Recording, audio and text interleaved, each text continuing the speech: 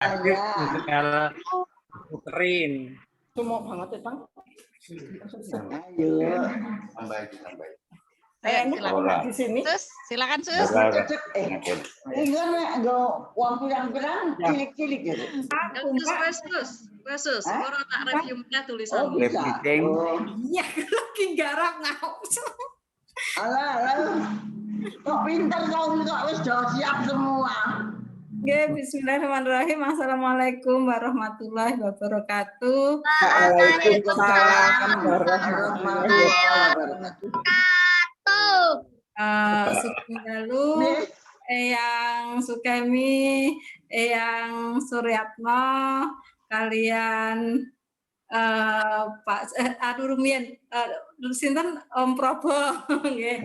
Om Royo, Pak Royo. Nggih, Pak Royo niki nembe tak urutke, Mbak. Om Heri, nggih. Ibu EDW. Ibu nggih niki beda ruang niki lho Ibu nggih. Ya. Alhamdulillah Eyang kalian Pak Le, kalian mbak-mbak sedanten nggih. Alhamdulillah malam ini niki rodok campur kalih bahasa Indonesia. Malam ini ayo gadu-gadu. sama saged silaturahim nggih napa? Keluarga besar Imam Ulama. Menika pengajian perdana nggih, alhamdulillah jadi bisa terwujud apa yang direncanakan sesuai napa nggih pas silaturahim lebaran kalau wingi nggih. Untuk pengajian perdana menika sangat napa nggih sangat membanggakan sekali begitu nggih. Bagi kami keluarga besar Imam Ulama saged pun napa nggih kerawuhan, kemudian diberi waktu luangnya oleh Om Probo. Kula maturi Om Probo lulus mboten nggih. Betul, Dik. Nggih. Saya ben awet enom. Nika kula piyambak ngertos nggih begitu sibuknya Om Probo. Nah, malam ini sampun meluangkan waktu bagi kami, terutama ini nanti pengajian, lajeng kalih kaitanipun bidang kesehatan, ini perlu sekali bagi kami siraman rohani dan nanti bisa fisik dan psikis kita itu bisa tersirami begitu. Nggih, mungkin tidak perlu panjang lebar nggih. Sebelum kita mulai, monggo sesarengan kita mulai dengan bacaan basmalah bersama-sama.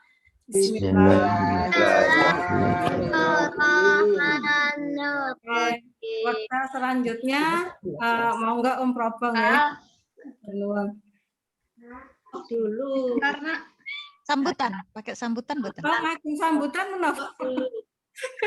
Saya ngerti aja. Monggo silakan Ketua Trah, monggo sambutan rumiyin.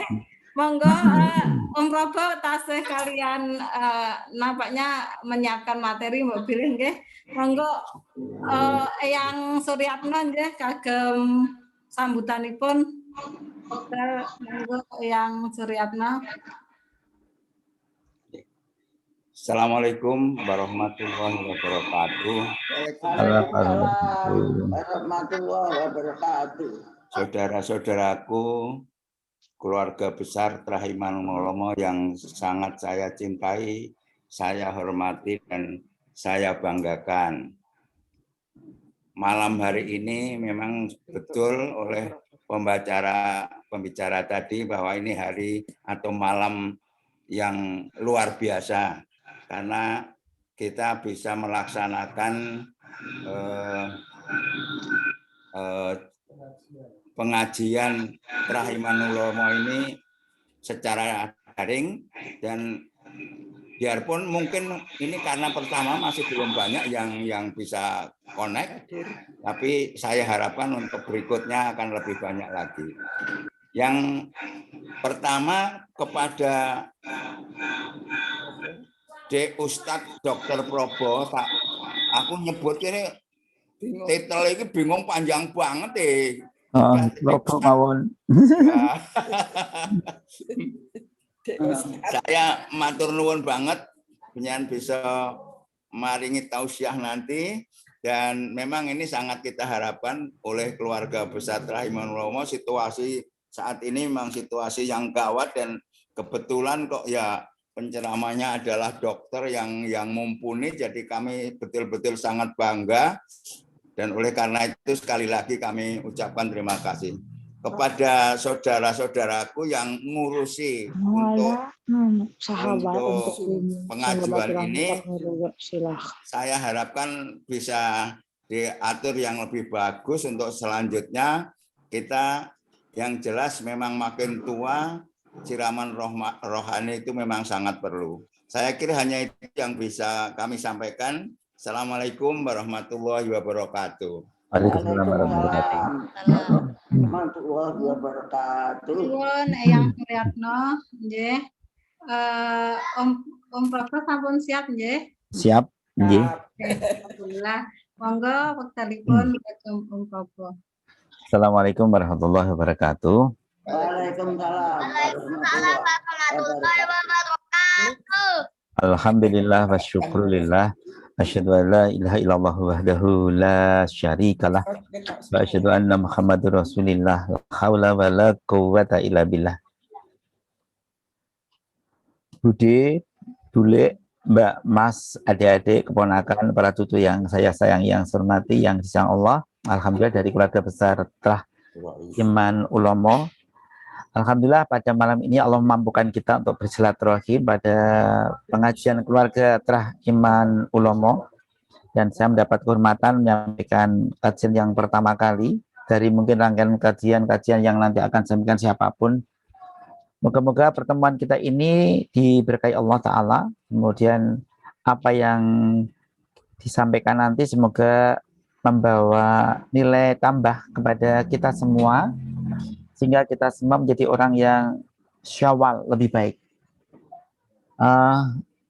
Tadi sudah saya foto sedikit gambaran-gambaran atau foto, ada Bu Kemi di sini, ada Dek Ros, ada Dek Iis, ada Mas Herianto, Dek Hisil dan sebagainya.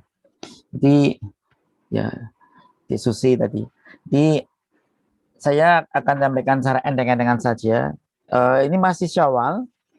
Kita mengadakan silaturahim meskipun secara daring, tetapi ini pun sudah sangat bermanfaat daripada sama sekali nggak ketemu.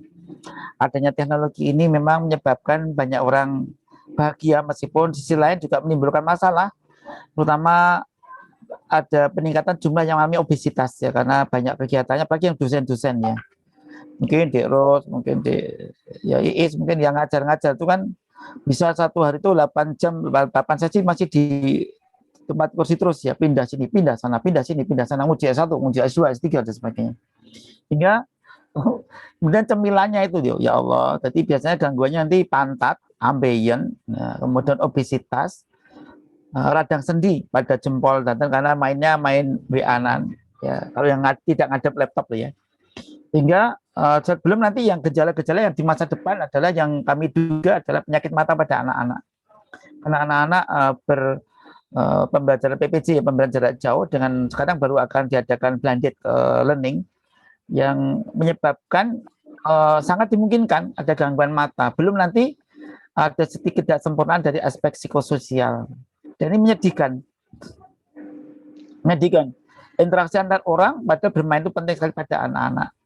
Jadi ini masa depan anak-anak zaman sekarang dan ke depan ini sangat berat dibanding zamannya saya, zamannya 5 tahun di bawah saya. Tapi kalau yang 15 tahun di bawah saya sudah lebih berat lagi. Karena itulah kalau keluarga ini utuh, sebagaimana sampaikan Profesor Dadang Hawaris berdasarkan dengan John Dufresne dan Stinnett, kalau seorang rumah tangga yang satu kesatuan yang utuh, ikatan keluarga itu rapat, baik, maka dimungkinkan keluarga tadi akan bagus menjadi keluarga yang happy and healthy ya. Jadi keluarga yang bahagia dan sehat. Dan kita semua pengennya kan jadi keluarga yang sakinah, mawaddah, warahmah, yang menjadi rahmatan lil alamin dimanapun kita berada, secara pribadi maupun secara kolektif, secara kekeluargaan. Sehingga langkah indahnya apabila Trah ini, keluarga atau Trah Iman Ulomo, dan setiap orang-orang yang istimewa ini masing-masing berkembang menjadi rahmatan lil alamin di lingkup masing-masing. Karena itulah kalau seseorang yang kepengen jadi rahmat alamin, maka dimulai dari situasi yang menyenangkan, bahagia di dalam rumah tangganya, di dalamnya utuh, kompak, solid. Nah, membawa keluar bentuk ketentraman, ketenangan, kasih sayang, kemakmuran. Seperti mana Allah katakan, wa ansa'akum minal ardi wastamarkum fiha. Kau kuciptakan dari bumi dan engkau menjadi pemakmur bumi ini, kata Allah Ta'ala. Jadi tadi boleh Pak Le, Mbak, Mas, adik-adik yang saya sayangi dan keponakan-keponakan satu yang saya sayangi semuanya. Karena itulah di Syawi mari kita tingkatkan dengan angka awal itu silaturahim. Silaturahim dengan silaturahmi ada mirip ya, cuma bedanya silaturahim itu ada hubungan rahim, jadi biasanya yang keluarga dekat. Jadi kalau sini lebih tepat silaturahimnya. Kalau ikatan-ikatan tidak ada hubungan kedarahan ya silaturahmi, tapi sama artinya. Secara tema pesannya sama. Dan bagaimana keluarga iman ulama ini bisa masing-masing menjadi apa ya, bahagia, samara, dan bisa mensamarakan sekitarnya. Kita memahami bahwa di antara kita ini memang kita ini kan strukturnya kan ada 4 struktur paling enggak ya, sebagai makhluk bio, psiko, sosial, spiritual. Badan pada kita, biologis kita membutuhkan menu agar bisa normal secara anatomi dan faali atau fisiologi. Dan ini akan berubah terus dengan berjalannya waktu. Sebagaimana Allah katakan dalam surat Yasin itu, "Man nu'ammirhu nunaqqishu fil khalqi afala yaqilun." Barang siapa yang aku panjangkan umurnya, maka aku akan kembalikan ia sebagaimana amal kejadiannya. Apa kamu nggak berpikir? Jadi kita ini suka atau nggak suka, siap atau nggak siap. Jadi anak-anak yang nggak bisa apa-apa, menjadi bisa apa-apa, punya apa-apa, kebiasaan lengkap, tapi nanti suatu saat akan diambil Allah lagi. Kembali pada Sang Pencipta, lahir nggak bisa apa-apa, nggak bawa apa-apa, kembali besok juga nggak bisa apa-apa, nggak bawa apa-apa. Apa yang dibawa? Catatan, track record kebajikannya, catatan amalnya baik atau buruk. Kalau kumulasi atau jumlah kebaikannya banyak, maka orang tadi akan dimungkinkan masuk jannah, surganya Allah. Bahkan surga Firdaus hum fiha khalidun, kata Allah Ta'ala dalam surat Al-Mu'minun. Nah, pasti kita kepengen tidak hanya kita, satu keluarga saja, tapi juga semua. Telah Imam Lomo, telah Joyo Dinomo, telah apapun namanya, pokoknya selama itu orang beriman, mereka sahabat kita, saudara kita. Dan tentu saja kita semua kepengen bahagia. Diri kita dengan bahasa yang mudah menjadi orang yang mendapatkan 3 senang, ya, 3 senang. Menjadi orang yang tahu senang dimanapun kapanpun. Di sini senang, di sana senang, di mana-mana hatiku senang. Tapi tidak hanya itu, juga di sini menyenangkan, di mana-mana aku menyenangkan. Ini pelajaran di Ibu Kemi dulu waktu di TK ya. Di sini senang, di sana senang, di mana-mana hatiku senang. Di sini menyenangkan, di sana menyenangkan, di mana-mana aku menyenangkan. Allah senang padaku, Allah senang padaku, Allah senang padaku, Allah senang. Namanya 3 senang. Kalau orang bisa menjadi 3 senang dalam satu waktu, dan itu selama hidupnya, alangkah bahagianya orangnya adalah orang yang paripurna, sempurna. Dirinya bahagia, membahagiakan, dan selalu disenangi Allah Ta'ala. Pertanyaannya, bagaimana menyiapkan kondisi itu? Dan bagaimana mengantisipasi penghalangnya? Ya, orang-orang yang senang itu pasti otomatis dia pengen ya sehat, bahagia. Bahagia itu apa sih? Punya harta cukup, punya kedudukan yang baik, punya pasangan hidup yang menyenangkan hati, ya. Buah hatinya pun menyenangkan hati. Sebagian dalam surat Al-Furqan itu, Rabbana hab lana min azwajina wa dzurriyyatina qurrata a'yun waj'alna lil muttaqina imama. Tuanya pun masih berkualitas. Dia tua yang setaman, sehat, senang, takwa, hormat, mandi, manfaat. Dan kalau matinya husnul khatimah dengan enak, murah, mudah, dan masuk surga. Ini harapan sangat mulia. Karena itulah, kalau kita kepengen jadi orang yang bisa pribadi menjadi orang yang senang dan menyenangkan, perlu sadari ada faktor penghalangnya. Apa penghalang itu? Penghalang itu minimal 1 dari 4 ini. Boleh tambahkan. Apa itu? Yang pertama, penghalang orang pengen bahagia dan membahagiakan sekitarnya yang disayang Allah. 1 adalah sakit. Semakin tua itu semakin banyak halangannya. Kemarin saya barusan nangani istri seorang guru besar yang sangat terkenal di dalam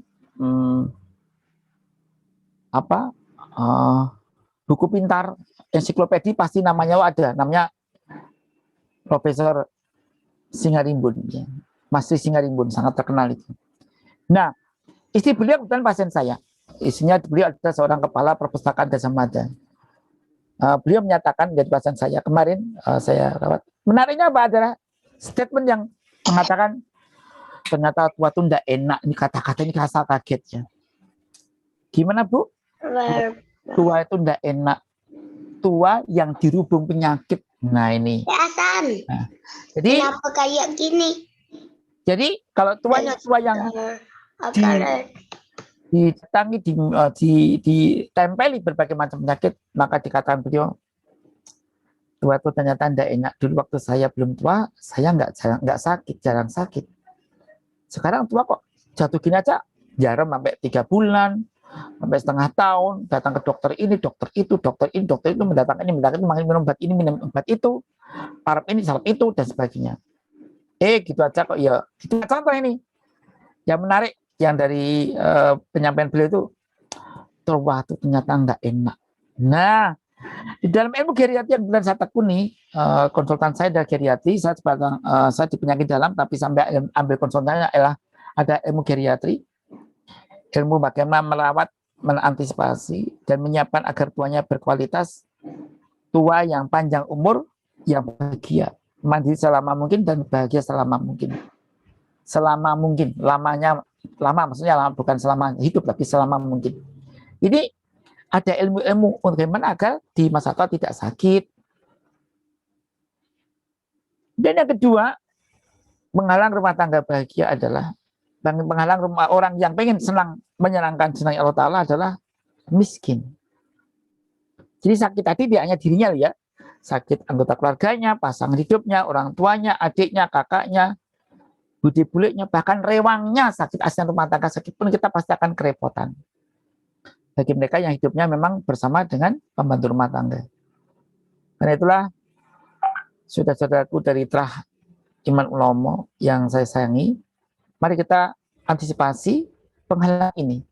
Sejauh mungkin kita lompati atau menerobos di antara halangan itu agar kita singkirkan halang itu. Artinya kita bisa mengantisipasi supaya tidak ketempelan penghalang-penghalang ini sehingga kita mulus mencapai situasi yang sakinah, mawaddah, warahmah, tubalimantola, umruh hasunah maluhu. Beruntunglah orang yang panjang umur dan bagus amalnya. Panjang umur tapi enak. Amalnya, aktivitasnya itu menyenangkan, berkualitas. Jadi itu khair fi syai', membawa kebaikan banyak ke sekitarnya.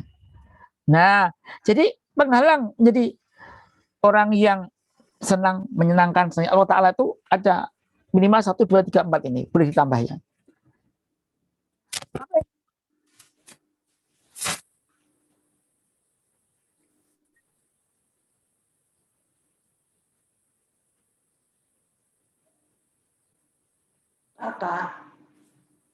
Kakak di mana? Om, suaranya hilang, Om. Hilang. Ya hilang. Enggak. Kakak. Hilang suaranya hilang deh. Kenapa? Putus. Suaranya hilang. Suara saya hilang. Sampun. Sudah muncul. Oh, belum, Om, belum. Kata belum. Tadi betul sebentar. Bentar, langsung. Itu lagi.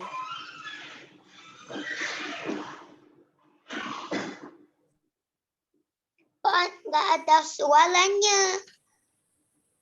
Oh, Dek. Ya ada suaranya, Dek. Suaranya terdengar jelas sekarang. Oh, ya. Terdengar? Oh, gitu. Ya, sudah. Ya, tak lepas saja nih. Ada. Ya. Kembali jadi.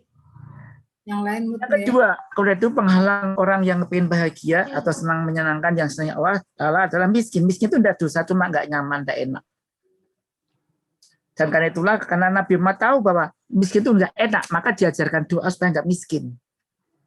Sehingga saya sejak tahun 96 gelisah waktu saya diundang ke Yakum untuk melatih karyawan Yakum, pengurus Yakum se-Indonesia di rumah sakit Yakum, Yayasan Yakum ya di Bethesda. Diminta gimana strategi untuk menghadapi supaya enggak miskin di usia tua. Saya kaget waktu itu.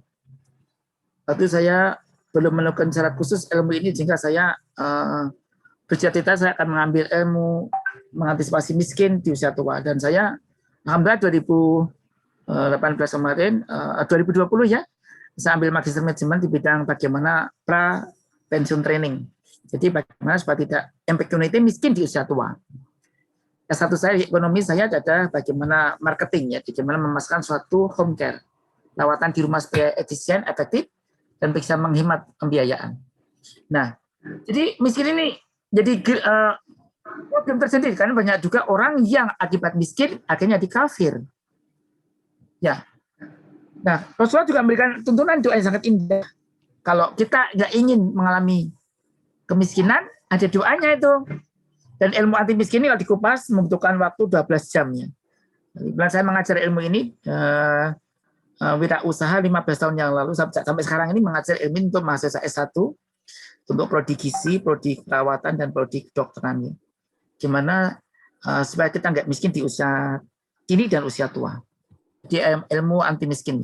Kemudian yang tapi Nabi Muhammad mengajarkan ya, Allahumma kfini bi halalika an haramika wa agni bi fadlika man siwak. Dan doa yang kedua diajarkan oleh Rasulullah di pagi petang adalah Allahumma afini fi badani, ya kita nggak sakit ya. Allahumma afini fi sam'i, Allahumma afini fi basari. Nah, ini yang keempat. Allahumma inni a'udzubika minal kufri wal fakri. Nah, ini fakir nih. Allah mengajarkan kita, Rasulullah mengajarkan kita supaya kita berlindung dari kekafiran dan kefakiran. Jadi boleh Mas, Mbak, Om, dan adik-adik saya gunakan yang saya sayangi sama cucu-cucu. Jadi kita, bagaimana strategi kita supaya nggak miskin? Pasti kita sedih kan kalau ada miskin. Sakit bisa menyebabkan miskin bisa menyebabkan gampang sakit. Dan sakit ini kalau ditanya, mengapa sakit? Penyebab sakit itu karena beberapa kelompok ya. Saya memilah-milahkan penyebab sakit karena body pamit. Bawaan lahir atau kongenital, D, defisiensi, D, degeneratif, P, pikiran, A, autoimmune disease, M, metabolic, I, infeksi, yaitu resistan, T, trauma, tumor, dan tak dipakai yang seterusnya. Ini kelompok apa ya, klasifikasi mengapa penyebab sakit itu apa saja. Jadi ini kalau dikupas sangat panjang, kalau didetailkan nggak akan rampung 30 tahun ya mengajarkan ilmu ini, sakit ini, apalagi miskin ya, lebih kompleks lagi. Dan yang ketiga adalah bagaimana supaya kita tidak terhalang karena kebodohan, ketidaktahuan. Yang terakhir, supaya tidak gampang tergoda. Banyak orang yang gagal mencapai cita-citanya, tidak bisa menyenangkan orang lain, gara-gara apa? Dia gampang tergoda oleh nafsu. Apakah nafsu yang dimasukkan Allah dapat godaan dari mata, atau tangan, kaki, alat vital, alat reproduksi, atau yang lainnya. Jadi seseorang bisa terkecoh, akhirnya nggak bisa bahagia dan membahagiakan sekitarnya dan tidak disenangi Allah. Gara-gara apa? Dia tidak bisa mengendalikan nafsunya, gampang tergoda. Dan itulah sekalian yang insya Allah. Pertanyaannya adalah, karena kita ini memang beda-beda. Ya, beda-beda meskipun oleh satu ibu dan satu ayah. Itu beda-beda. Saya dengan adik saya dengan Dirate, Om Siti, Om Ghazali, Mbak Condro. Itu beda. Beda dengan kami dari ayah ibu yang sama, tapi berbeda. Ya. Mas Oyo, Badriah, kemudian Deko, Cik Susi, kemudian siapa lagi ya? Iis dan sebagainya. Meskipun ayah ibunya sama, berbeda. Mimpi gelembung mimpinya beda. Karena dibesarkan dalam situasi yang tidak sama. Saat itu situasi ekonomi, tentramannya, adanya orang kedua, ketiga, keempat, kelima itu menyebabkan beda, pengalaman hidup berbeda, pendidikannya berbeda, oleh guru berbeda, tempat berbeda, tempat kerja berbeda, apalagi nanti mendapatkan masa hidup yang berbeda, sehingga gelembung mimpi itu pasti nggak sama, sehingga tidak aneh mengajak orang itu memang ya nggak gampang gitu. Karena masing-masing punya mimpi, gelembung mimpi yang berbeda. Nah, tapi kita ini sambil slide ini saya dapatkan kenang-kenangan selama hidup saya dari seorang sahabat saya, trainer yang melatih untuk akabri, Akmil. Tapi Dasedo ini sahabat saya, seorang psikolog yang sangat senior di Yogyakarta, Bapak Durakim Effendi. Ya, ini slide-nya dapat dari beliau waktu saya sama-sama jadi speaker di suatu forum. Kemudian beliau yang mengetes anak-anak saya sejak waktu kecil anak saya bawa ke beliau untuk dites kira-kira anak ini kemampuan potensinya di mana dan bakatnya ke arah apa sehingga besok dididik ke arah mana. Jadi saya membiasakan dan menganjurkan pada iman ulama supaya yang kecil-kecil diteskan ke psikolog, ya, ahli psikologi perkembangan atau psikologi klinis untuk dites. Kira-kira anaknya cenderung kemana-mana, bakat di mana, dan besok berpotensi hebat di bidang apa. Dan itu bisa dicek ya, meskipun itu masih SD, apalagi udah SMP ya, bisa kelihatan. Bahkan TK pun bisa, dan anak saya kemarin, dulu waktu masih kecil, saya babasan atau dites. Kira-kira Pak, saya mengatakan, ini berapa? Anak saya yang ini, oh yang ini yang dok, Bapak, ini yang kedua, ini dan sebagainya. Nah, tinggal kita mengarahkan dan ini saya dapatin dari gara-gara pasien saya. Saya dari orang-orang Cina itu ternyata mereka juga diteskan psikolog. Kira-kira ini anak ini bisa belajar ini sampai tinggi bisa. Oh ini nggak usah, ini bagulan aja cukup. Dagang saja.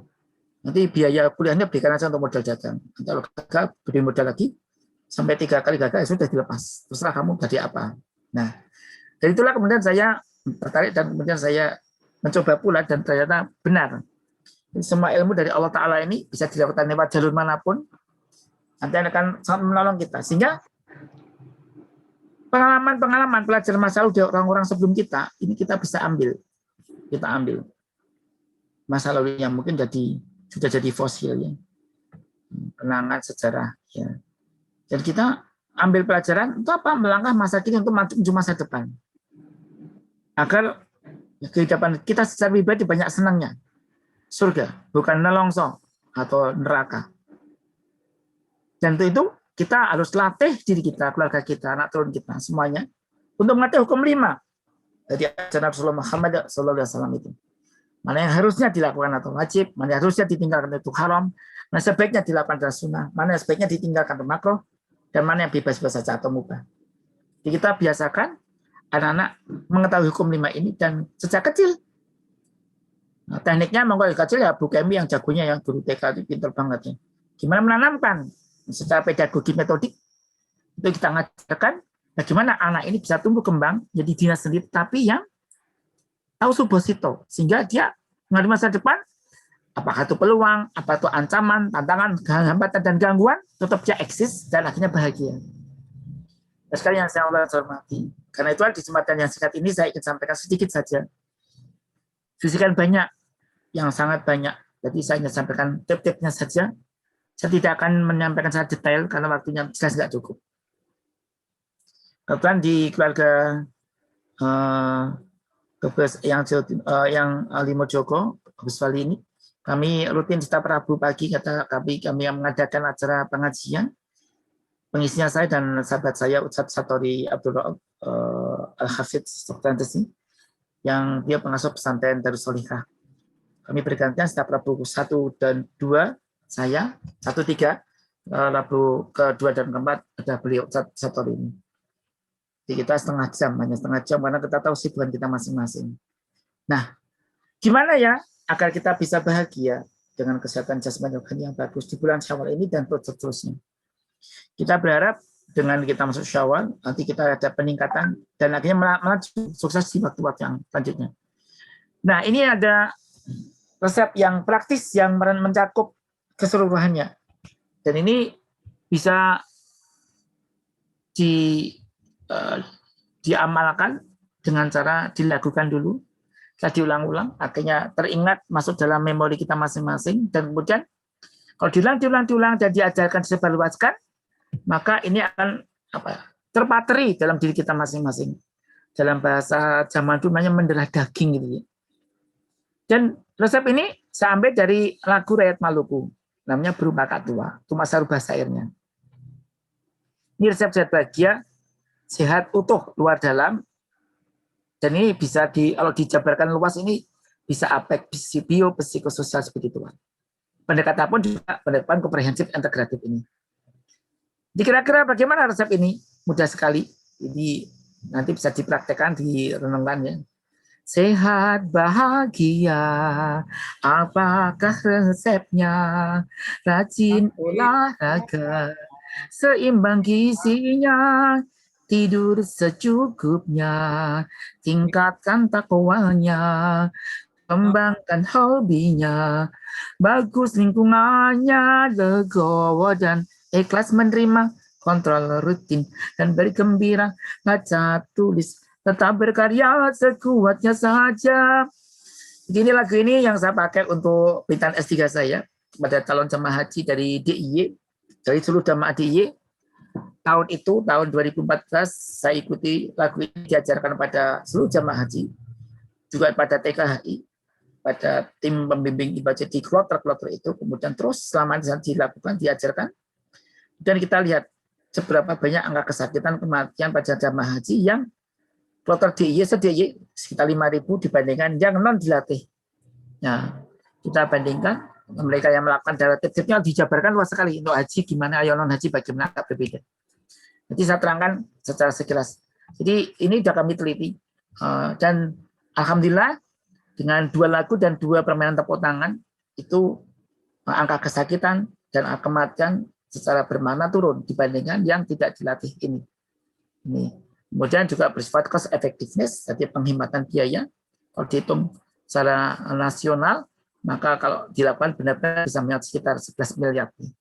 Nah, dan sekarang yang saya Allah. Jadi kalau kita pengen maka kita sehat, bahagia, dan menyehatkan, membahagiakan sekitar kita yang disenangi Allah Ta'ala, kita bisa pakai rumus ini. Nah, sekarang kita coba secukupnya waktu. Masih cukup banyak, masih 25 menit. Bagaimana jabaran dari sehat bahagia ini? Sehat ini ada 2 aspeknya, sehat fisik dan sehat jiwa ya. Sehat jiwa ada 9, kata Profesor Dadahwari mengambil dari definisi WHO. Sehat itu ya, cirinya sehat kejiwaan ada 9 ya. Salah satunya ada bebas dari stres atau cemas dan depresi. Lebih suka memberi banding menerima, puas dengan hasil karya sendiri, sepada konflik dipecahkan secara win-win solution, dan seterusnya. Ada 9-nya. Nah, sehat bahagia itu apa? Ya, dirinya relatif bebas dari keterbatasan, kesakitan, dan gangguan. Mungkin dalam dirinya ada namanya sehat. Dibagi lagi, ahli olahraga mengatakan sehat ada 2, sehat statis dan sehat dinamik. Sehat itu di saat diam dia tampak sehat-sehat saja, tapi begitu di aktivitas megap-megap ternyata ada gangguan sendi lutut, sendi pinggang, sendi pergelangan kaki, gangguan jantung. Nah, ketahuan itu. Tapi kalau dia duduk diam tuh kelihatannya sehat seperti orang yang tidak sakit. Nah, bagaimana resepnya itu ya? Ini nggak harus urut ya, nggak harus urut, itu masa urutkan karena sesuai dengan ketuanya saja. Sehat bahagia apakah resepnya? Yang pertama rajin olahraga. Pertanyaannya adalah, memangnya Rasulullah Muhammad mengajarkan itu? Ya. Nabi Muhammad SAW mengajarkan olahraga. Ada 4 cabang olahraga yang sangat diajukan Rasulullah. Pertama, memanah, berenang, dan berkuda. Memanah, berenang, berkuda. Sangat bagus. Mungkin kalau jam sekarang kuda diubah, mungkin kalau nggak ada kuda, ya berkendara. So, apakah kendaraan ada 2, atau 3, atau 4, dan seterusnya. Nah, tapi lebih dari itu ya. Karena olahraga kuda itu ternyata jauh lebih sulit dibanding mobil. Karena kuda itu harus melatih di keberanian kita, keterampilan kita menaiki, dipegang supaya nggak gampang jatuh. Belum menaklukkan temperamen si kuda itu. Karena masing-masing kuda punya pembawaan sendiri-sendiri. Gimana kita menjinakkan kuda, mengelus lidah bagian mana agar kuda itu dalam bahasa Jawa lulut atau manut. Nah, Memanah, ya Allah, memanah itu luas biasa, ilmunya luar biasa banyaknya ya. Jadi, kemudian apa lagi ya? Memanah itu dimelatih bagaimana ketenangan, titis ya. Dan manah itu dari panah, dari kata panah, dari hati. Gimana dengan perasaan hati yang halus bisa manah dengan tepat pada sasarannya. Gimana menarik gendewa itu sehingga si anak panah melejat dengan cepat pada titik-titik yang dituju dengan memperhatikan menimbang gerak peluru dari si panah itu. Termasuk gangguan angin ke arah ke kanan, kiri, ke atas, ke bawah, dan sebagainya. Jadi itu mempengaruhi perjalanan si anak panah menuju sasarannya. Dan yang ketiga, olahraga berenang. Luar biasa renang itu sangat banyak manfaatnya. Dan kalau kita belajar tentu saja sangat banyak. Renang itu macam-macam. Ada renang yang bisa menyehatkan, ada renang yang bisa membuat cedera malahan. Saya orang mengatakan kalau Anda boyok pegel renang yang mana? Gaya apa? Pada low back pain, nyeri pinggang atau boyok itu ternyata kalau tekniknya salah justru bikin tambah parah, bukan tambah sembuh. Apalagi osteoporosis di bagian lumbal, bagian tulang boyok, tulang belakang ini. Kalau salah gerakannya bisa bikin bukan sehat, tambah sakit. Dan itulah kita belajar punya sertifikat ya, meskipun kita ya sederhana ya training hanya seminggu 2 minggu, lumayan daripada kosong sama sekali. Belajar ilmu keolahragaan ini untuk KONI ya, nih kita dapat KONI. Jadi kemudian apa? Yang keempat, olahraga yang sangat diajukan Rasulullah dan contohkan. Rasulullah paling sering ini apa itu? Berjalan kaki cepat. Rasulullah ternyata beliau adalah perjalanan kaki yang sangat cepat. Sehingga sahabat menyatakan Rasulullah itu berjalan seolah-olah bumi itu dilipat untuknya. Saking cepatnya itu. Kami sampai sering terengah-engah ketinggalan ya. Sahabat-sahabat Nabi mengatakan Nabi itu sangat cepat berjalan. Nah, dan sekali yang saya Allah, mari kita upayakan olahraga sangat banyak manfaatnya. 9 manfaat dari olahraga itu. Bisa bikin sembuh, bisa bikin senang, bisa banyak sedulut, dan bisa membuat harinya gampang, sleepnya mudah, dan bisa membuat santapannya lezat, karena orang olahraga itu bisa meningkatkan beberapa hal dan bisa menghilangkan beberapa hal yang buruk lainnya. Sekalian yang saya Allah, jalan kaki sangat-sangat bagus, dan ternyata itulah olahraga yang paling bagus. Kenapa? Apalagi bersifat massal ya, paling bagus. Kenapa? Tidak perlu pakai ilmu khusus, alat khusus, tempat khusus. Bisa jalan tempat, bisa jalan pendek, bisa maju, bisa mundur. Ini bisa luar biasa, ambil berjalan, bisa berzikir, bisa bernyanyi, bisa berdoa, bisa menghafal ayat Quran dan sebagainya. Bisa menghafalkan pelajaran-pelajaran yang sedang disiapkan, ujian dan sebagainya. Jadi ini sudah sekalian, olahraga yang sangat bagus saja berjalan cepat, dan kita bisa tes berjalan 6 menit dapat berapa ratus meter gitu ya. Namanya 6-minute walk test. Ini kita bisa melihat kebugarannya sampai level apa. Dan itulah mari kita coba olahraga yang bagus dan mudah murah adalah berjalan cepat setiap hari. Setengah jam. Saya ulangi, setengah jam. Setiap hari. Bisa dibagi 3, 10, 10, 10, atau bagi 2, 15 atau 20 dan 10. Tapi kalau 5 kali 6 dikatakan para ahli olahraga, spesialis olahraga itu kedokteran olahraga, maka dianjurkan setiap hari dan intensif, bisa berefek pada kardiovaskular, bisa melindungi jantung, otak, dan enggak mengalami stroke atau pikun, yaitu dengan berjalan minimal 10 menit. Dan satu hari diupayakan 30 menit setiap hari. Dan tepatnya ada target-targetnya, kalau 6 menit saja, kalau perempuan usia 60 tahun ke bawah, maka dia harus mencapai 600 meter. Adalah pria ada 650. Jadi tidak ada tabelnya, dan itu kita bisa lihat gimana profil fisik kita, segarkah kita. Olahraga yang bagus dan benar akan membuat kita menjadi lebih sehat, menyenangkan, berprestasi, tidak gampang lelah, tidak gampang sakit. Olahraga yang disenangi itu akan memunculkan endorfin, yang dengan itu semua kita jauh lebih sehat. Yang ke satu ya, ini tidak urutannya nggak harus ini ya, boleh dibolak-balik mana saja yang bisa dilakukan. Olahraga ini sekali lagi boleh siang, boleh malam. Di Jepang Orang Jepang olahraganya biasanya jam 21 malam ya. Setelah pulang dari bekerja jam 21 kemudian dia olahraga. Di area-area umum ada area-area blok olahraga dan kebetulan ada 2 murid saya yang mendapatkan orang wanita Jepang. Dia kaget datang ke Jogja, ketemu aku, senang banget. Wow, rumahnya luas gitu. Orang Jepang rumahnya kan kecil-kecil. Dan mereka sangat siaga terhadap gempa ya. Ya, olahraga mereka di orang Jepang banyak yang olahraga jam 9 malam baru mulai saat olahraga. Ya apapun olahraga di area-area publik itu. Dan kemudian bos mandi ya dan seterusnya terus tidur. Akhirnya dia kerja lagi. Jadi orang Jepang juga, yang Jepang itu dikatakan oleh para ahli geriatrik sedunia sebagai negara yang paling banyak lansianya, yang hidupnya paling banyak berkualitas. Ada pulau yang sangat banyak sehatnya yaitu Okinawa, dan ternyata yang menyebabkan orang Jepang paling banyak yang panjang umur, ternyata satu resepnya adalah olahraga yang teratur.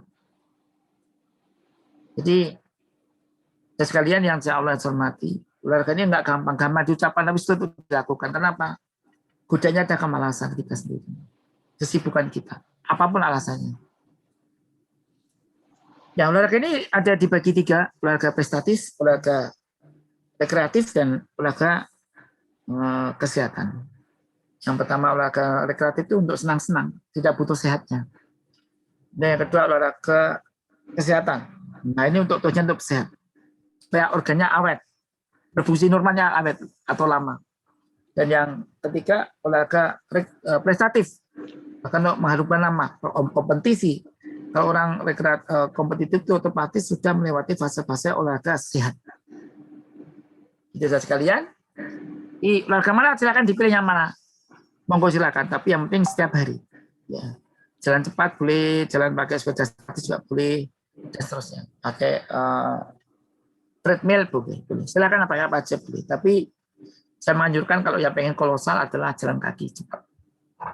Nanti dibuat pos-pos, bisa 10 menit, atau 15 atau 20-10. Monggo silakan. Yang pertama, dan sebelum olahraga sebaiknya kita berdoa dulu. Karena ada juga olahraga kemudian meninggal dunia. Di saat aktivitas kena serangan. Karena apa? Mungkin dadanya ada ampak tapi nggak dirasa no. Gitu. Oh nggak enak ya. Tahu kelepok pingsan. Ternyata meninggal dunia atau hampir meninggal. Sudah ditolong dan dengan penanganan yang cepat ada yang tertolong dan kebanyakan tidak tertolong. Ini yang kedua. Jadi saudara sekalian yang saya hormati, mari kita berupaya olahraga. Ya, oke, golf juga boleh tapi mahal kan? Steaknya tuh bisa beli kambing.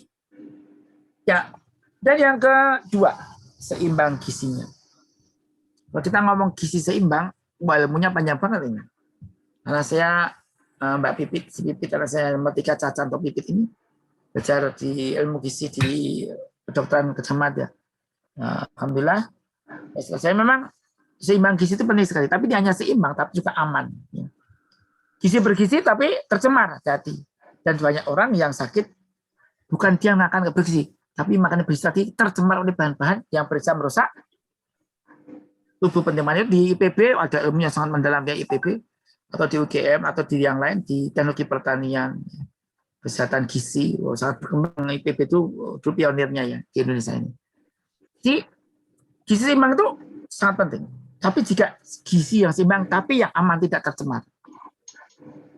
Tercemar pestisida, warna, pengawet, perasa. Dan ini bisa runyam tuh karena organ-organ kita terpaksa harus diperkosa dengan bahan-bahan kimia tadi yang menyebabkan tidak mustahil ada mutasi lewat jalur apa? Nutrisi. Sekalian insya Allah. Jadi gizi seimbang itu sangat-sangat penting. Setiap orang nggak sama, tetapi kalau klasifikasinya bisa dibagi 3. Yang mengandung zat bertenaga, zat tenaga, isinya ada karbohidrat, lemak, kemudian bisa zat pembangun, protein, mineral, air, pengatur. Dan ini seimbang. Muni nih rakyat. Jadi gizi yang seimbang ini penting sekali supaya kita sehat. Dan tidak hanya itu, beberapa pakar seperti Mas Emoto, kemudian teman saya Profesor Hari mendapatkan ternyata minuman biasa ini Meskipun ini hanya minuman biasa, tapi kalau diduain, ini jadi luar biasa. Bisa jadi air heksagonal. Air yang punya black hole yang bisa menarik bahan-bahan yang rusak, jelek, buruk, tertumpuk kemudian dibawa keluar. Jadi lewat urin dibuang. Jadi minum doain dulu. Dan minumnya diukur. Berapa banyak minuman itu? Kalau kalorinya aja dibagi 3. Karbohidrat itu pertama protein diambil 10% dari total kalorinya. Kemudian kalau lemak cuma 20% dari total kalori, dan yang terakhir karbohidrat sisanya sekitar 70%. Dan setiap orang itu nggak sama, tergantung berat badannya berapa, dikalikan 20 kilokalori. Jadi supaya mudah gitu. Dan airnya adalah jangan lupa 30-50 cc kalikan berat badannya masing-masing. Jadi itu Budi, Pak D, boleh Om, Mas-mas, Mbak-mbak, adik yang saya sayangi dan para ponakan, terus yang saya sayangi semuanya. Jadi mari kita perbaiki diri kita. Bagi yang mengalami stunting ya. Jadi kita bisa kejar kok saat itu dengan beberapa pendekatan-pendekatan yang kita bisa membantu sehat. Jangan lupa berdoa pada Allah Ta'ala. Jangan lupa kita doain air yang kita masak. Dan saya menghimbau, siapapun yang masak nasi, buatan minum untuk keluarganya, tolong didoain dulu. Waktu memasak, sebelum masukkan di rice cookernya, magic jar-nya, waktu memusus itu doa pada Allah. Terbaca, terserah. Supaya apa? Jadi air, nasi, sehat. Nasi barokah. Ya. Kita seperti orang mau minum jam-jam. Jam-jam kita minum Allahumma inni as'aluka ilman nafi'a wa rizqan wasi'a wa syifa'an min kulli da'in wa saqamin bi rahmatika ya arhamar rahimin. Diminum. Dan ternyata kata Rasulullah, apa yang kau sangkakan itu akan balik padamu. Anan dan dunia abdibi. Termasuk bersangka baik artinya minuman. Dan setelah keilmiahan, minum yang cukup itu memang menyehatkan. Apalagi dijamin dengan doa. Keberkahannya yang lebih tinggi. Jadi udah sekalian Allah yang hormati, mungkin itu dulu ternyata nggak cukup waktu. Jadi tangan cukupnya panjang, waktu harus 3,5 tahun paling enggak ya. Juga saya akan kupas, tapi monggo nanti silakan doa dulu mau balik lagi mari dokter makin benar. Terus sudah makan dan terlupa ya baca Bismillahirrahmanirrahim. Seterusnya. Ini aja dulu, mungkin selanjutnya nanti bisa diskusi banyak jawab. Monggo nanti secukupnya waktu agar nanti kita bisa interaksi. Mumpung masih ada waktu 10 menit. Nah, silakan di moderator. Jadi sementara wassalamualaikum warahmatullahi wabarakatuh. Waalaikumsalam warahmatullahi wabarakatuh. Nggih, matur nuwun. Waalaikumsalam. Ini ada waktu 10 menit, Eyang dan Mbak-mbak semuanya. Monggo yang mau mengajukan pertanyaan bisa disampaikan. Kita 10 menit jadi nanti sampai jam 9. Nggih. Terus mau tanya ke Mas Probo terkait dengan forest healing, Mas. Itu bagaimana menurut Mas Probo nih? Sekarang itu ada mata kuliah baru S3 di kehutanan gitu ya, yang isinya itu forest healing, kesehatan dengan memanfaatkan kondisi hutan, dan hutan yang bebas dari pencemaran gitu ya, yang sejuk, kondisi iklim mikronya yang baik, dan itu forest healing di Jepang itu sekarang sedang tren. Itu bagaimana Mas Probo? Sangat setuju ya, karena ada istilah nutrigenomik ya. Jadi gen itu bisa berubah dengan asupan makanan yang cukup, dan ternyata penyembuhan yang tuntas di dalam ilmu onkologi, ilmu kanker, ternyata itu pakai nutrisional ya. Kita bisa masukkan makanan-makanan yang bagus, yang tidak tercemar, sehingga bisa sistem tubuh kita ini, apakah siklus Krebs dan siklus-siklus yang lainnya, itu bisa bekerja ideal. Ada bahannya bagus, tidak ada pencemaran. Seluruh bahan komponen baik, unsur karbohidrat, serat, lemak, kemudian protein, apakah nabati atau hewani, dan seterusnya. Jadi komponen-komponennya menyebabkan, karena manusia itu dalam dirinya, dalam surat Al-Minun dan dalam surat Al-Maidah, kita kan, struktur kita ada dari bumi.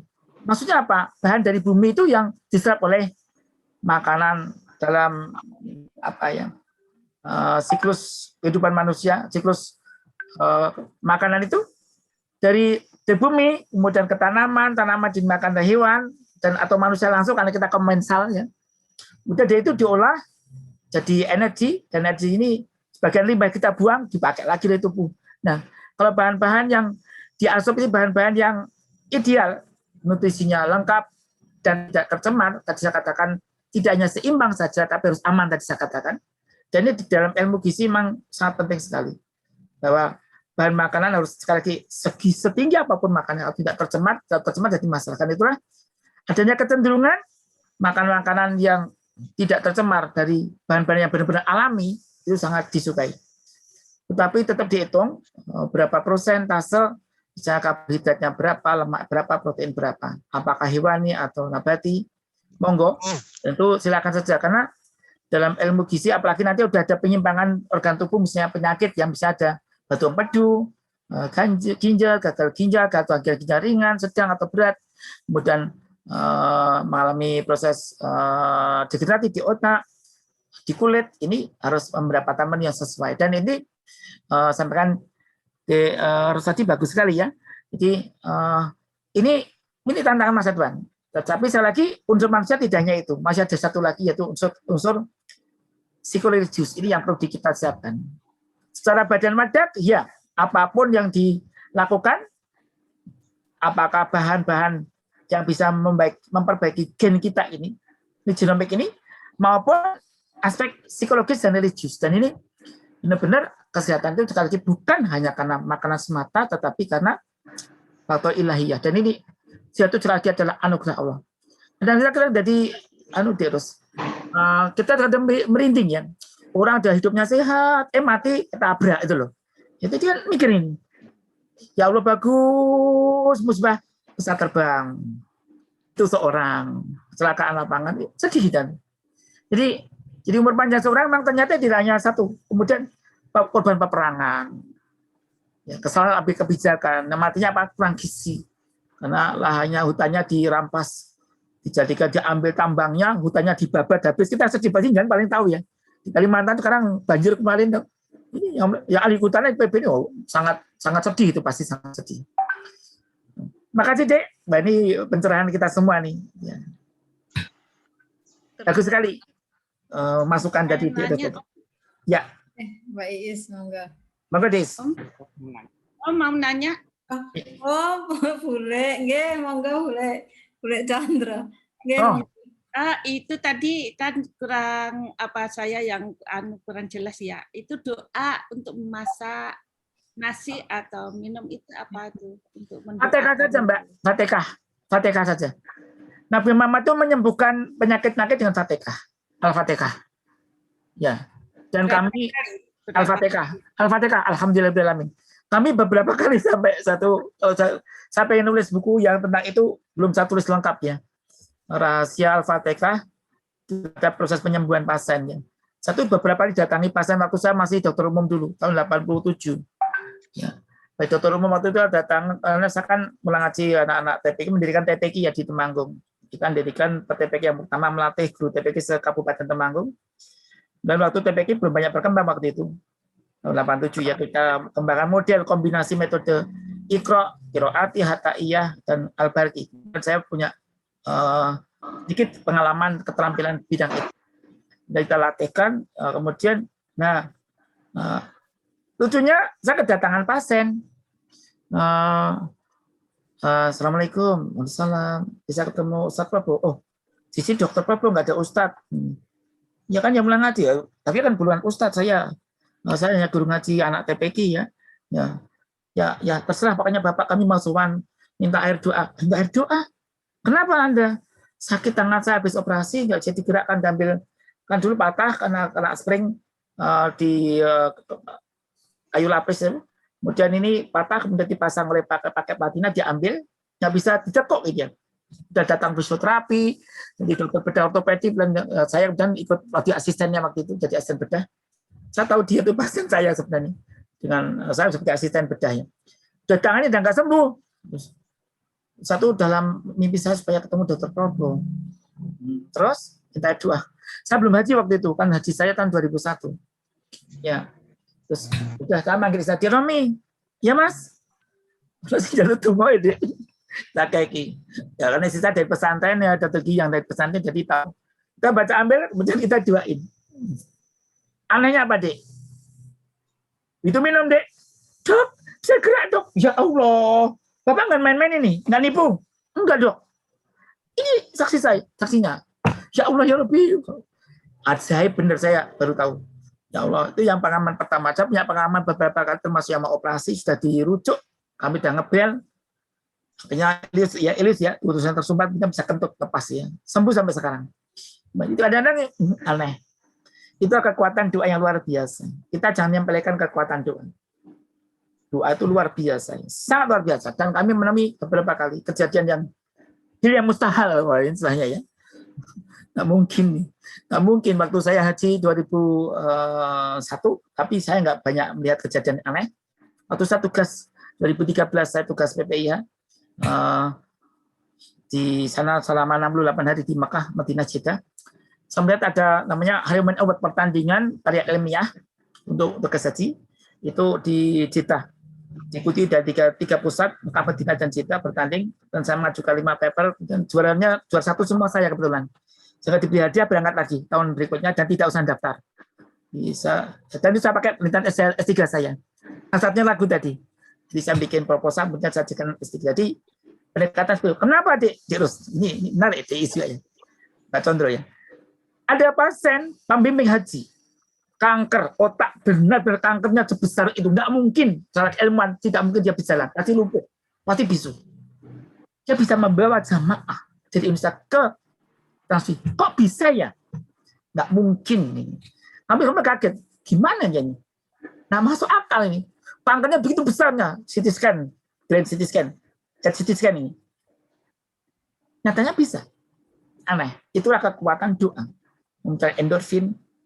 Endorfin itu mamanya 5 kali lipat dibanding morfin alami. Jadi ini Pak contoh. Jadi jangan sepelekan kekuatan doa. Pengalaman saya yang tahun 87 itu yang luar biasa. Minum air kemudian jadi gerakan saya itu, ya Allah ya Rabb. Saya bukan siapa-siapa. Saya belum haji, saya belum umroh. Ya tahunya dikit ilmu saya dari guru saya yang ngaji, yang melatih saya. Di guru ngaji saya santannya jelas ya. Jadi kami punya kebutuhan guru ngaji saya yang latih saya itu memang anaknya cuma guru ngaji. Sampai sekarang ini tokoh-tokoh di Yogyakarta. Saya dianggap sebagai anak bungsu kedua, jadi diajari doa-doa itu. Dan itu kita semua sudah tahu sebenarnya kalau yang aktif ngaji pasti tahu doanya apa Al-Fatihah. Ini yang diajarkan Rasulullah kepada sahabat-sahabatnya. Demikian Mbak Condro, jadi macam Fatihah ya, jangan lupa. Ayah yang tuh membuat campuran nasinya tadi. Dan wedang teh bikin dengan Mas Royo, sayur bening, casawi ya. Mbak Badria, ya, Kemi, ya, dan semua ya sudah ada kesemuanya ya. Tolong jangan lupa. Dan ini mungkin yang maaf ya, kalau Anda teman-teman yang di kami kebetulan satu ketua BIN Rois ya, semacam Menteri Agama Sarjito ya, sejak tahun 95 sampai sekarang ini. Dulu tahun 85 saya berdirinya sampai 87 saya masih ketua. Satu mahasiswa tapi membimbing para dosennya, para guru besar. Jadi saya itu mahasiswa tapi membimbing para guru besar saya. Jadi sudah saya lulus jadi dokter, kemudian saya kembali lagi 95 jadi ketua lagi sampai sekarang ini. Itu, nah kami ini gini. Jadi saya mengajak teman-teman kami yang para pengusaha-pengusaha catering, tolong kalau pengen dapat barokah dan kebedaan jadi makanan, setiap memasak makanan, apakah itu oseng-oseng, apakah tegarit, doain dulu. Ya Allah, semoga pas masukin bumbu, semoga siapapun makan makanan saya, Engkau berkahi ya Allah. Sehatkanlah ya Allah. Ilmunya bermanfaat ya Allah. Dan jauhkan dari makhluk maksiat. Jadi orang makan ada aneh. Sama-sama dimakan, mengapa makan ini kok membuat saya lebih bahagia, lebih sehat ya? Doa. Ini kita pakai ilmunya Nabi Ibrahim. Waktu mendoa tentang air, di depan Ibu Hajar, waktu ditinggal di dekat Ka'bah. Air jam-jam itu. Jadi jangan kita menyepelekan kekuatan doa itu bisa menembus ruang dan waktu. Demikian Mbak Chandra ya. Makasih pertanyaan bagus sekali. Ini yang kami di teman-teman saya ahli gizi yang kami juga dia kemarin saya beri pesanan dari 2 tahun ini untuk makanan buka puasa bubur itu kami pesan kalau pesanan itu banyak soalnya 300 pack ya. Bisa 200 bisa 3 juta per hari selama 1 bulan kan ya banyak ya. Kami mohon untuk didoain dulu. Demikian Mbak Condro, makasih. Terus makasih ya. Sekali. Ya. Nggih, Jam 9 ya ada. jam 9 nggih. Ya. Saya mau pamit mau tugas di Sarjito dari konsulen malam ini. Oh, nggih. Bisa ditutup nggih ini. Terima kasih matur nuwun Om Proboh, ini saya sangat berterima kasih sekali semuanya nggih. Ada quote yang bisa saya simpulkan dan ini sangat ini nggih, kita mendapat di akhir penutup pengajian dari Om Proboh, jangan sepelekan kekuatan doa. Kekuatan doa menembus ruang dan waktu. Nika itu saya kira bersama-sama nanti bisa kita praktikkan, kemudian kita penggalih lagi. Semoga nanti kita semua sehat dengan quote lagi yang tadi Tri seneng dari Om Proboh, nggih. Dan lagunya nanti sebenarnya pengen juga sih tadi saya nggak sempat foto, mungkin ada yang foto kalau pengen mempraktekkan lagunya dari Om Proboh. Saya kirim nanti. Oh, nggih, matur nuwun Om Proboh, untuk menutup pengajian menika sekalian nyuwun donganipun nggih Om Proboh. Nggih. Yes, bismillahirrahmanirrahim. Alhamdulillahirabbil Allahumma sholli wa sallim ala sayyidina Muhammad wa ali sayyidina Muhammad ya Rahman ya Rahim. Ya Rahman ya Rahim. Ya Rahman ya Rahim. Ya Fatah ya Alim. Ya Fatah ya Razaq ya Ghani ya Mughni Wasi. Ya Aziz ya Ghafar. Ya Malik ya Qudus ya Allah nastaghfirullah. Alhamdulillah.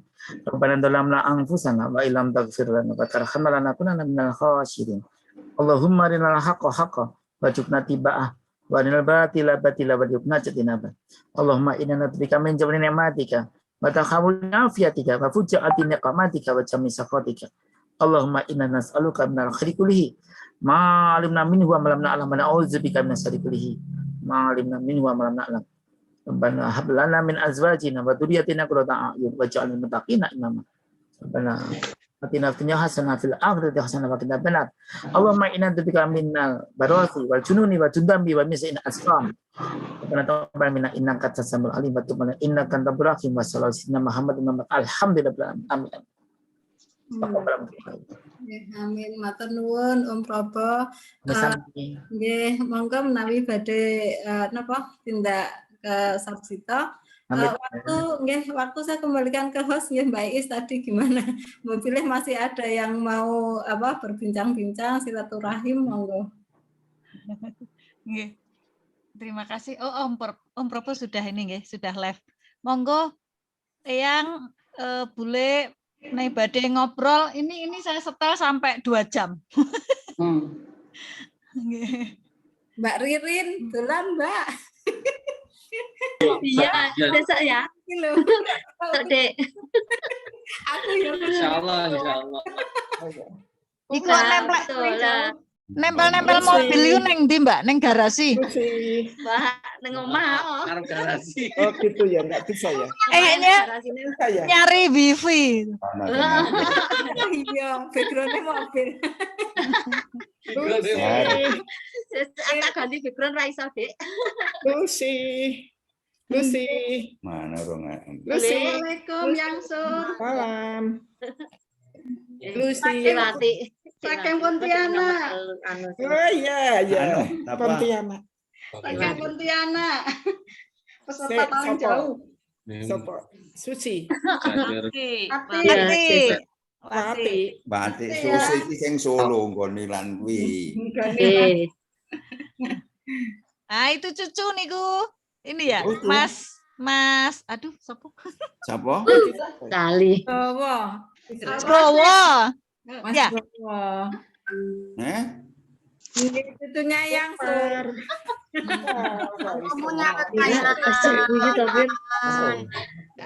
Aku punya pertanyaan. Ada gambar apa itu? Mas Bowo berapa putranya ya? Aku punya pertanyaan. Lucy. Ya kai. 2. Umar. Ini Umarnya mohon maaf. Gundul. Ipin Upin. Terus anaknya bawa sing siji ndi? Bobo, Bu. Oh, sudah bobo. Anaknya bawa loro ini yang barep. Gundul. Dek. Ya, Dek Gundul. Wati. Wati Pontianak katanya daerah merah. Dalam ya. Jari ini Pontianak itu merah COVID-19 ya. Nggih, meningkat sih. Nggih, meningkat. Si Eyang kok wajahnya kayak si Yang itu diapain Adek Ini siapa namanya cucunya yang Kumi? Al-Rasid. Al-Rasid. Udah sekolah belum? Sekolah belum. Mau TK. Oh, jangan TK langsung SMP aja, Dek. Ya, mau. TK itu cuma nyanyi-nyanyi. belajar juga.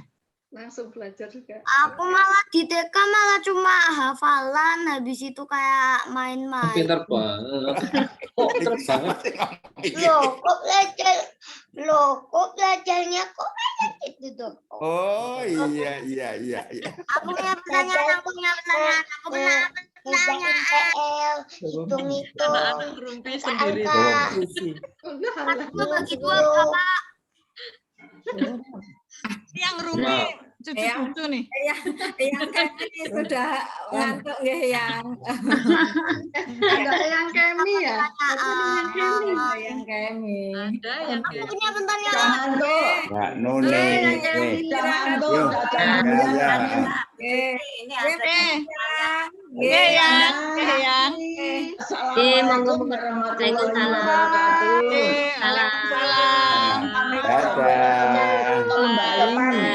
Aku ya pamit ya. Terima kasih semua. Terima kasih. Minggu lagi ya.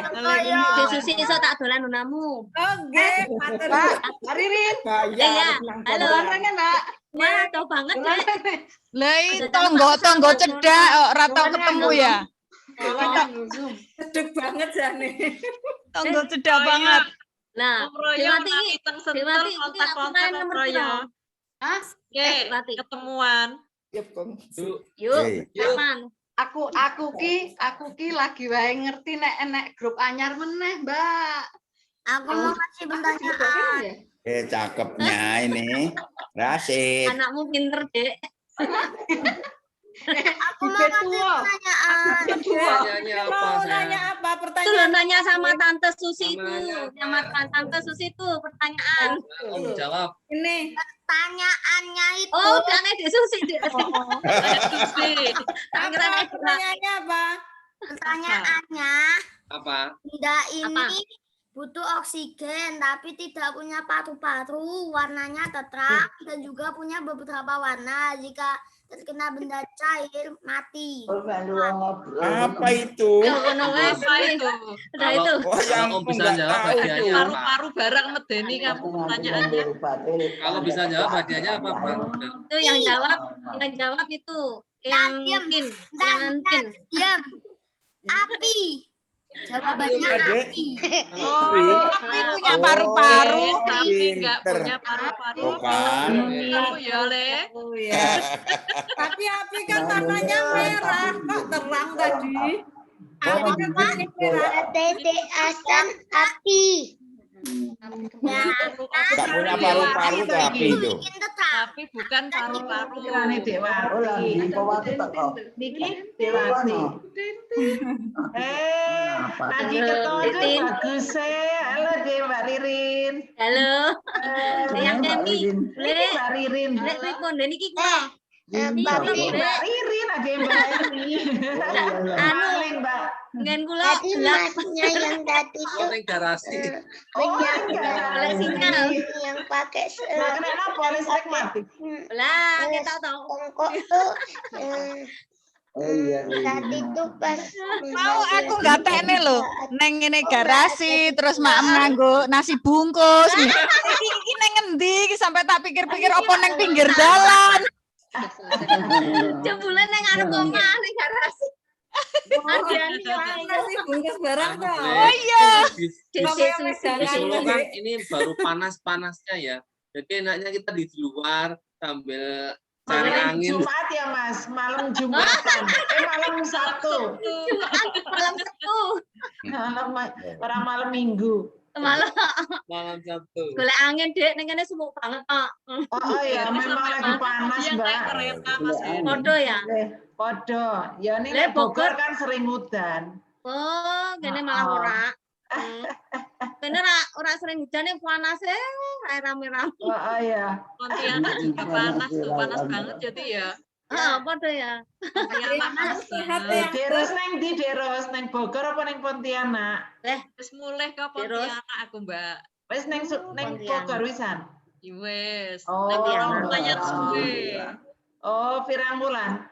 Ora wulan sih kan lockdown kemarin kan tanggal 6 sampai piro? 17 ya nggak boleh kan? Ya aku tanggal 21 mulai. Oh. Tapi karena PNS nggak boleh mudik kan? Aku etok-etoke nggawe surat tugas kerja sama Runtan. Jadi berkontak nang kono. Kerja sama apa? Kerja sama nilai dosene. Pilih dosen ya anake karo adik.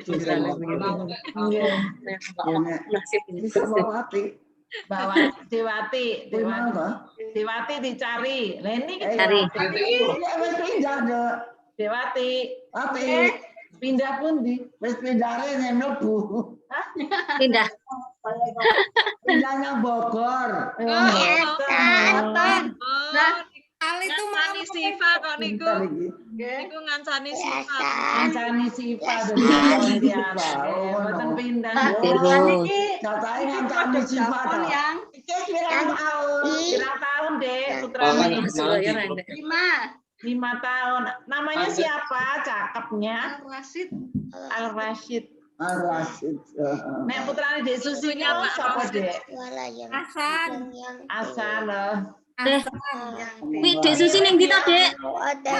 Ning ndi? Ning ndi? Yang ti nang ruang tamu. Oh, makane.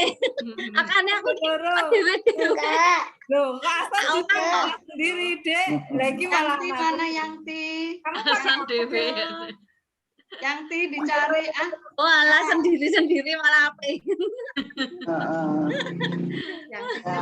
suara. Lah sing gedhe wis nang pondok kok, Dek. Dadi kelas berapa? gede wis nang omah nang kuliah. Oh, sekolah to? Alah ning ndi? Kalau Kok baru anak kok ya? ada suaranya. Podo umure anak ya? Podo Vira. Ya iya ya. 2002. Mana sih? Ada suara ini. UNS. UNS. Nggak tahu. Wis ketompon dhisik ya. Oh, tahun wingi nek Zaki. Tahun ini. Iki kok. Lagi iki ya UTBK Tadi ulang tahun di ya. Yaya. Urung to? Emang ora film kagem melu. Oh. Nang UNS ngancani arek ibu ya. Ngancani ibu. Ya wis lah ngono. Ya ra apa-apa. Putrane Mbak Tin putrane wis kuliah ya, Mbak? Ya semua ya. Apa? Putrane kan cewek-cewek ya. Udah kuliah ya. Kansa kan wis sing nomor 1 padha putrane Mbak Hermi. Nomor 1 wis semester 4. Oh, terus nek sing cilik iki lagi wae tetap SNMPTN. Gitu. Podo ya, Dik. Jurusannya podo ya? Kedokteran kabeh. Kalau podo-podo kedokteran. Kalau Kansa di UI. Nek si adiknya? Bisa nek jadi Unpad. Oh, di Bandung. Dan lagi tadi tinggal bertiga no, karo yang kami. Kan isih online ya urung ding. Oh iya ding ya. Mbak, nek sing adike urung. Oh iya. Sing mengko isih ndelok. Aku pamit. Nggih, Aku pamit karo Prondo. Ndak budi. Karo Prondo. Ndak budi. Kesel. Kita foto-foto dulu yuk. Ayo. Jangan lagi Pak Sari Jogja. Ya semuanya, sama terus semuanya. Iya. Dadah. Hei. Foto Mbak Iis jane Oh, foto. foto dulu. Ayo foto-foto. Satu, Foto, dua, ya, tiga. silakan. Foto. Apa ya foto? Udah. Udah. Ini Wah, Jokonya waspada. ini, Joko Pontianak ini cakepnya bukan main ini. Wes wis difoto. Sampun ta, Mbak? Sampun. Udah di-share. Udah di-share. Ya. Matur nuwun. Sampun Yes. nggih. Monggo, sampai ketemu. Ah, ya. Assalamualaikum semuanya.